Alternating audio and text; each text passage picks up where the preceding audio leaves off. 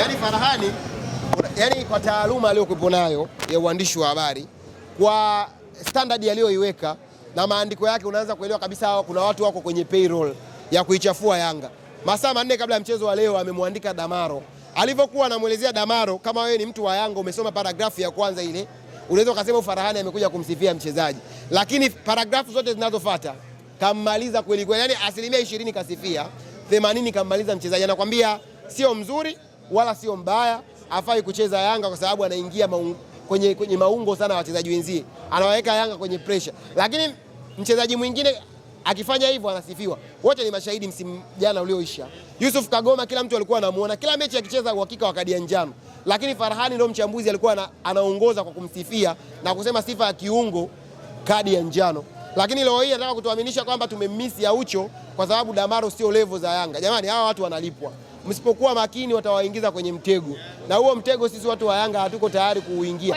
Wanalipwa Farahani mwambieni, posho anayopokea anajiharibia kwa standard alizoziweka, asiingizwe kwenye huo mtego. Mzee wa Jambia akifanya unamuelewa, hayuko kwenye hizo standard. Lakini Farahani kama kwenye hiyo payroll ajiondoe mapema, anajiaibisha. Yaani uwezo ukaamka tu ukasema sio mzuri wala sio mbaya, aiza akacheza Yanga. Mchezaji akija kuiona ile ni nini? Yaani totally disappointed kwa kweli. Totally disappointed. Tuzungumzie mchezo wa leo, performance nzuri ya wachezaji wenu, lakini pia mnajiandaa kwa ajili ya mchezo ujao. Mwalimu amefanya mabadiliko kidogo, lakini mmeondoka na alama 3.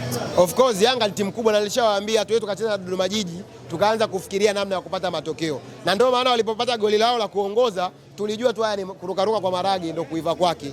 Tulijua tutakuja kupata goli na tutapata matokeo. Ndio kilichokuja kutokea. Kocha kaanza na wachezaji wengine wapya. Baka wote mmemwona ametoka kutumikia adhabu yake kwenye ligi. Mudathiri pengine ndio mmemwona ameanza leo tokea ligi imeanza. Musa Balakonte mmekuwa mkimwona akifanywa substitution akiingia, leo ameanza. Kwa kocha ni kama aliingia na akili ya kwenda kucheza kwenye mchezo wa Jumamosi.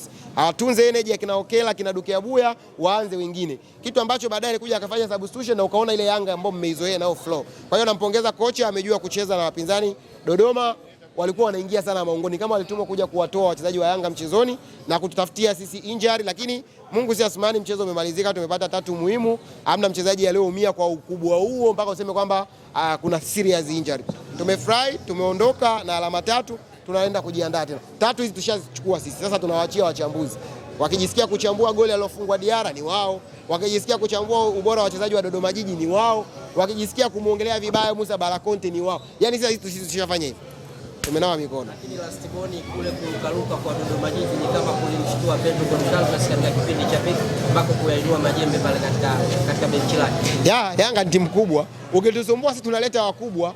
Tumemleta Imamu Ashuri kwa kwetu sisi, Alan Okelo. Umeona mechi imebadilika.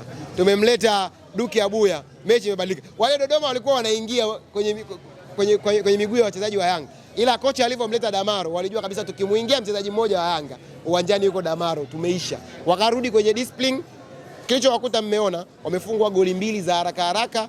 Tumerelax, tumemaliza mechi, tumechukua 3 muhimu. Sasa hizi akili zote zinahamia Zanzibar. Naanza mahesabu sasa. Tunaenda Zanzibar.